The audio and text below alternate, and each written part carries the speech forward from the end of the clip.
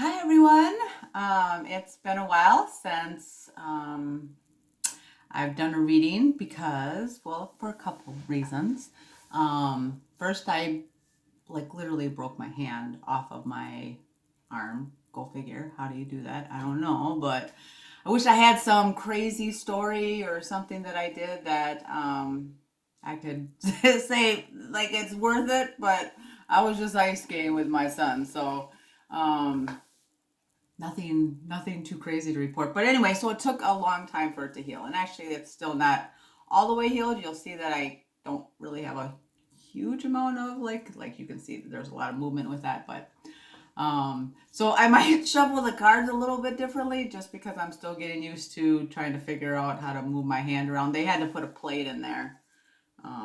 So it's a little stiff, but hopefully in the next couple months, I'll see some major improvement from it. But anyways, during this time, I also had several activations, so several upgrades. So there's been, just a lot of stuff happening with me, and um, trying to figure out how to lay this out, or the audience that the council is wanting me to meet. I mean, from what I can gather, it's more of a general message to anyone. However, there's more direction towards the Lightworkers, the Starseeds, the Twin Flames, people that are their mission is about helping bring everyone into the law of oneness. So let's open up with my singing bowl. I have to use it a little bit differently because, well, I can't go like this with. I don't know why that is. There's I can only move it so far, which is, I don't know. I mean, I know Spirit did this to kind of slow me down, and get me to go within so I could do some more work. Had some shadow work that I had to do as well. I actually, in my counterpart with my twin flame. So, anyways, so during this time, it pretty much came pretty obvious, and I did go and got some support, some guidance, some insight into what's going on with me. But it seems that I am someone that knows light language. So I've been practicing just kind of letting it flow from my system, but a lot of light language has to do with the movement of my hands. So I've been working on the flexibility, but maybe that's the point. Maybe the point is right now they don't want me to have flexibility in this hand in how I move my hands. But anyway, so I'm working on that, and I hope to within a week or so be able to bring that to the channel, because I'm being strongly pushed to kind of push through my discomfort, because I do feel a little awkward because it's different. But I'm feeling confident in myself that I can push through my discomfort and be of service. So with that said, let's go ahead and start this. We'll just do a 2-card pull today, and I think what I'll make the topic, because I don't know what it is until it actually comes out, is we'll just have a topic for the day, like who is the audience that Spirit wants to reach today. People that are a collective that are struggling through a similar issue. So we'll kind of see what ends up coming up. But let's go ahead and play the singing bowl. You know what? I went to go get another singing bowl, and well, because I don't know, this is too small or so. I don't know. I don't know what my problem is. But anyways, and so I found this bowl because I've been, I channel on top of it, and I've been channeling like certain glyphics and different types of patterns and geometry and so on and so forth. But anyways, on one of these bowls had like one of the things that I keep channeling. So I was like, oh, maybe that's a sign I'm supposed to get this singing bowl. And so I usually don't have any trouble playing singing bowls, I mean, but anyways, I couldn't get this bowl to sing. I'm just like, what the hell, is this thing broke, or what's going on with this thing? And I went to the front, and it's at the Enchanted Boutique in White Bear Lake. I love that place. You guys should check it out. If you want incense, you want anything that has to do with cards, just anything spiritually related, that place is the place to go. So her name's Bonnie. She's the owner.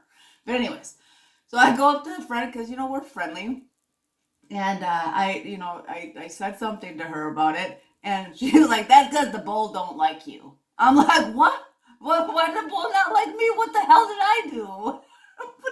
I'm tired of people not liking me for no reason. But I guess so. If you go and you ever get yourself a bull, if this is something that interests you, which it's beautiful. I have plans for like the future as far as singing bowls goes. But right now, I gotta start with what I gotta start with. But anyways, if you ever are interested in finding a bowl of yourself, it's kind of like a Harry Potter's wand, I guess, where it's like, what, it really won't play, or it really won't respond in a way that you feel satisfied with the sound, and probably nobody else will feel satisfied with the sound either.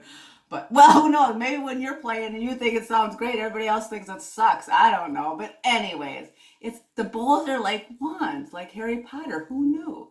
So if you get a bowl, play it before you go to make sure it's the right one for you. So let's go ahead. And I think this is the right one for me for sure, because my baby's got this for me. But anyways.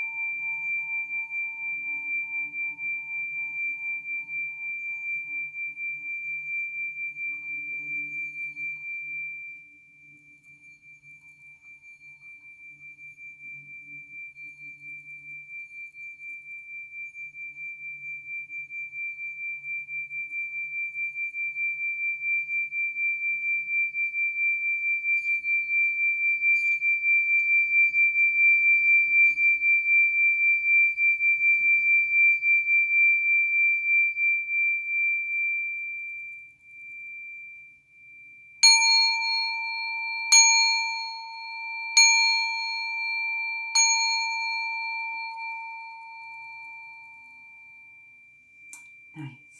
All right. So let's go ahead and pull from, I'm going to say let's pull from this, one of the newer decks I got. It's called the Winged Enchantment Oracle deck. It's really cool. It has birds, so avian type energy to it, along with it's a mixture of human as well. So it's got a really nice representation. It's easier for me to read, to kind of see what Spirit is wanting to bring forth. So let's go ahead and just do a 2-card, because I don't know how long my phone will go ahead and record this, and I know it's already 8 minutes, and I have a tendency to talk too much anyway, so let's just try to move this along here. Let's see. We're going to do a 2-card spread. The first card will be what the soul's motivation is. Like, what is... Oh, I wanted to share something. Okay, so some of the things that is happening now as I channel, each day I kind of get like a little tidbit, funny fact that, just kind of makes you think like, oh, that's what that saying meant, or, oh, that's why we have this thought or this belief or whatever. We go along these lines. So something really interesting this morning as I was channeling, and I channel many, I work very closely with the Galactic Council, and then my higher self is Ra. So I am what's called offshoot of Mother and Father God, which just makes me a little bit different. But nevertheless, let's get on with what Ra was talking about this morning. I like to call him Roland. It kind of gives him a, I don't know, more. It's relatable to me. So let's see. Roland said to me, okay, so you ever, like, I always wonder, like, okay, if a part of ascending is like ridding the body of man-made chemicals, or chemicals that just really are not very helpful, or that create disease in the body, and so on and so forth. So how does caffeine, how does coffee, lie in there? Particularly, because we're looking at this whole CBD and all these mushrooms and these more natural elements that seem to have some pretty great health uses to them. So I was just wondering, like, is caffeine because of the cocoa bean? Is that one of them, or what is that? And so Spirit said, well, yeah, caffeine is still going to be fine for many people as we're moving into the fourth dimension right now, but even into the fifth dimension. But how they explained it to me is like, okay, whenever I used to drink and get drunk, I would just be like, all of a sudden my inhibitions go right out the door. And I know that for most people that is true. And you just think that, well, the brain just kind of relaxes and it kind of lets loose. And that's kind of sort of how Ra explained it, or Roland explained to me. But what he had said is that if you think about yourself as, let's just stay with two parts of us, okay? We'll just, there's more parts than that, but let's just say there's two parts to us. So there's our ego part, and that's like the reckless and the maybe not so great and sometimes very trying to keep us safe. And it's like that inner child, the more adolescent, immature, but clearly has our favor in mind. It just doesn't necessarily make all the right moves. If it doesn't make a whole lot of right moves. And I don't mean right like right or wrong. I just mean like good for us. But anyways, so what alcohol does is, if you think of us as an ego and a soul, what alcohol does is it blocks the soul from being able to kind of come through and give useful information and give direction where we're supposed to go, because that's the part of us that knows why we're here, that knows what's going on, that knows what our purpose is. But as we use substance that's more man-made, and even though alcohol is not necessary, I mean, wine, a lot of people be like, well, beer is more natural, wine is more natural, but regardless, what it does to the brain is it barricades the ego in, so it just lets the ego run loose. I'm just like, oh my gosh, well, that makes sense why we don't really make very good decisions when we're intoxicated. And not that I'm getting intoxicated anymore because I'm sober, but nevertheless, when I was, really bad decisions. But you had those old sayings like, well, sober them up, give them some coffee, and all you do is you would get a wide awake drunk. But the thing is that what ends up happening is that with coffee, so that's why, like, now when somebody has drank coffee and they're still drunk because the alcohol is still in their system, now they're just even more obnoxious. They just happen to be awake. But then once it actually kicks in, they pass out because the ego or the soul is not in charge anymore, because the soul is blocked by the alcohol, but the caffeine puts the ego to sleep. So, and here, this might sound a little confusing, but if you think about it, this, like the commercials, like a cup of coffee in the morning, you see people on the lake or, chatting soul to soul with each other, or even like the talk shows in the morning, having the cup of coffee and real talk and whatever. Because one thing I didn't realize is that what caffeine does is it puts the, we might end up having to stop. I might have to do a second one. Hold on a second, or somebody's calling. But, okay, I'm going to hurry up. Anyways, so what the ego does is it goes to sleep, and then with the caffeine, it allows people to talk soul to soul. So that's why having a conversation with a cup of coffee in the morning when things are new ends up being kind of like the best scenario of people working things out because of that. But so if caffeine allows the ego puts the ego to sleep, but then you also have alcohol in your system. So now that's why people pass out, is because there's nothing that's running in the other. I don't know if that made any sense, but for whatever reason, that's what Spirit wanted me to share, in the sense that there's a rhyme and a reason to really everything that we believe, whether it turns out being accurate or not. There is a root of truth within it, and that's like just a piece of the truth within that. Okay, so on to the cards. So we're going to go ahead and pick two cards. As you can see, I'm not the best shuffler right now, but you know what? It doesn't really matter, because the nice thing with Spirit now with cards well, really anything. One of the nice things that's happened with my activations is really Spirit's able to get in and talk with me just about anything, whether it's looking at patterns, shadows, energy in the air, visions, just attentive thought process, meditative state. Some people call it hypnosis. But they're really able to reach me with anything at any time, which can be a drag because they're talking, but it also can be very helpful, particularly since I'm just starting to get used to myself and my gifts. So until then, I guess I had to deal with it. But anyways, okay, let's go ahead and pick. So we got right here, and we're gonna pick right here. So let's see what they have to say.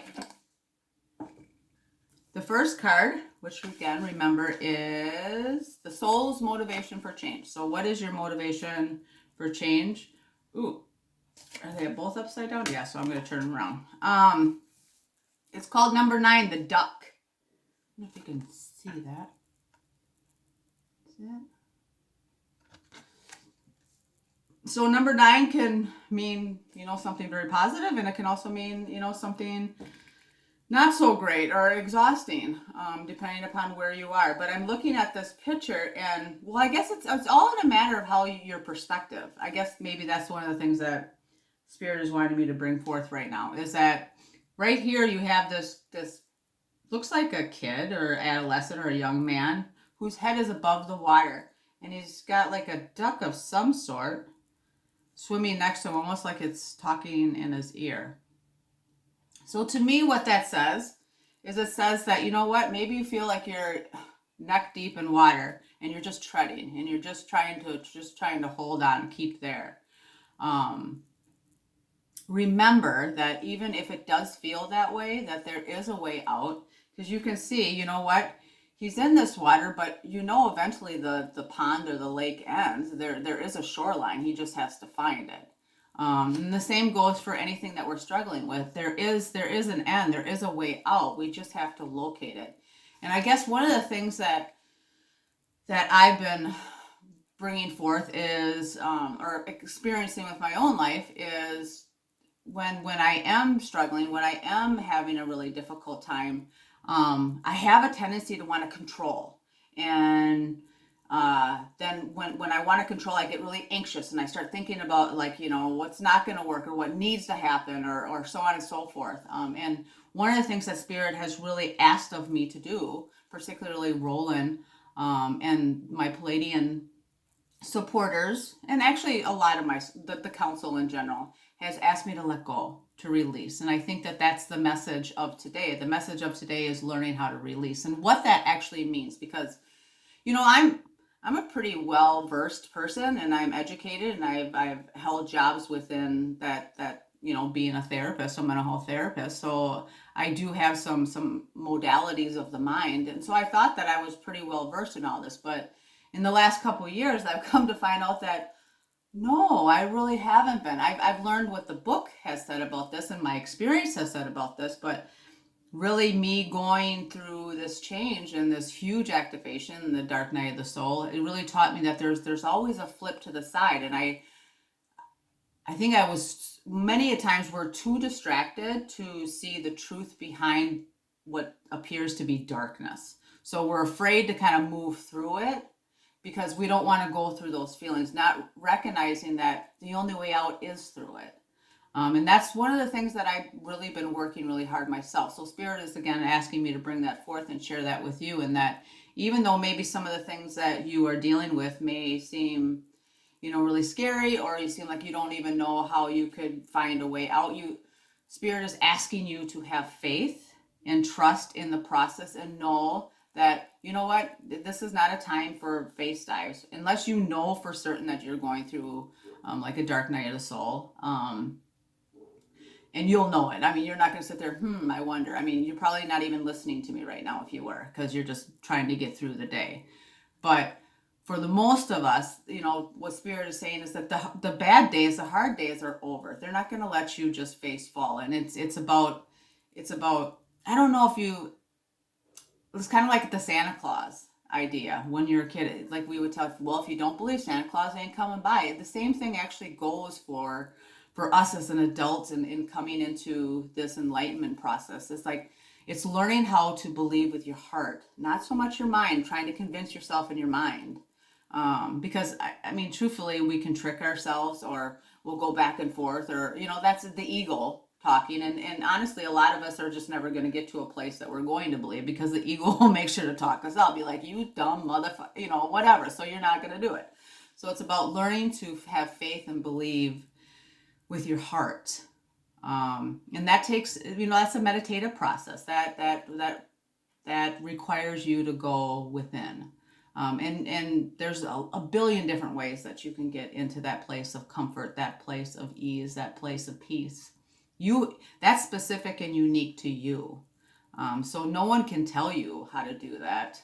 People can give you some suggestions and you can try them. But you have to figure out what your own niche is. So how do you find your way out of the pond? I mean, someone gave me a compass and a map. I'm going to be like, thanks, but I don't know what the hell to do with this shit.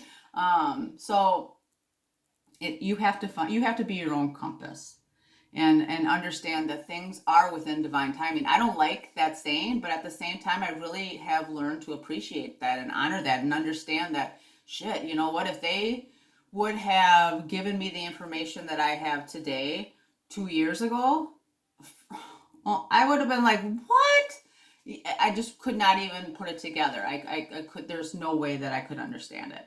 And so it's understanding that you're given the information, you're given the experience, you're given the path that is what you can take at that moment. Because understand that, the download, the crystalline process of the enlightenment process, the elevation, the ascension of the earth, that's a lot of light codes that our bodies are just not used to. And that's why many of you are probably and have been sick.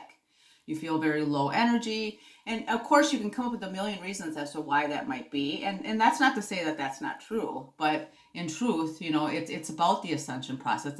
It's about our bodies being able to absorb what's coming in, because the downloads change the way our bodies look. It changes everything about us. The ether energy that we have, if you think about like an aura, that changes completely. And some of you will notice like physical changes. Like I've noticed many physical changes. My eyes are now bluish gray. When my whole life they were brown. So I mean, there's lots of changes that come in during the ascension process. And I guess spirit is just saying, you see this face up here in the corner. It's kind of like God or your higher power, or the universe, or Ra, or whoever, however you want to define this little face in the sky, saying, hey, the short line's over there. Get walking, punk. Because I think this kid has his head down. He's like feeling all bad. And I know what it's like to feel bad for myself. You know what? Damn it, I am still purging. Like in the morning, I'd be like, but hey, that's just the ropes. That's the way the ball rolls. And it's about learning how to roll with it and not getting down on yourself, not staying stuck in the middle of this swampy gross. This poor duck is like, man, it's getting cold out here. I'm hungry, man. Can you hurry it up? Because that's probably his travel. That's a spirit guide over here on his shoulder. But anyway, so listen to what your guidance, the spirit is asking me to strongly encourage you to clean your ears out. Clean your ears. I know they say don't use Q-tips, but they're saying use some damn Q-tips. Clean those ears out. Listen, open your heart up. Don't listen with your mind, listen with your heart. Find a way for you to get into a place that you can find some peace, some silence, some solitude. And now, you know what? I know that there are many times in your life that actually might take a lot, because a lot of people are struggling with a lot of different things, whether it's mental health, it's physical, circumstantial. There's a lot of struggles going on in people's lives that make it difficult for them to A, find a place that they can have some peace, but then B, be in a place that they can actually get into a peaceful state. So I know that that's a lot to ask, and it's just about, you just keep trying. You try to find 5 minutes, you try to find 30 minutes, however long you can, 1 minute, whatever that may be, and find a way to kind of bring some bring some common ground. Find some common ground. You know, find some common ground. So yeah, and understand that, you know what, even though it may seem spooky, it's everything's a projection from what it is that you're feeling and you're thinking, how you perceive yourself. You project into the universe, and the universe then delivers your reality for you. So the only way to change your reality is change what's going on inside of you, your energy. If you think about it as like a chi force, it's about changing that chi force. And that chi force, you know, like Mr. Miyagi, you remember that? You know, I don't know, maybe I'm dating myself, but nevertheless, the energy that's coming from us is coming from our emotional body. That's our life source. And that's really actually, you know, all of our chakras, but our life force comes from our sacral chakra. And that's why there's more people than not have issues when it comes to sexuality or body image, or all that relates to your sexual chakra. And your sexual chakra also relates to love and passion. You know, I mean, we have this idea about, and I know that that's one that is probably going to end, not probably, that is my main mission, is about helping people heal or hear what needs to be heard first off, but then heal the sacral chakra. Whether it's just sexual dysfunction, sexual abuse, sexual issues, sexual shame. But, you know, to some level, all of us have some of that, because it does get coded in our DNA. And it's about learning how to release that here in this life, and then also receive what is beautiful. So, okay.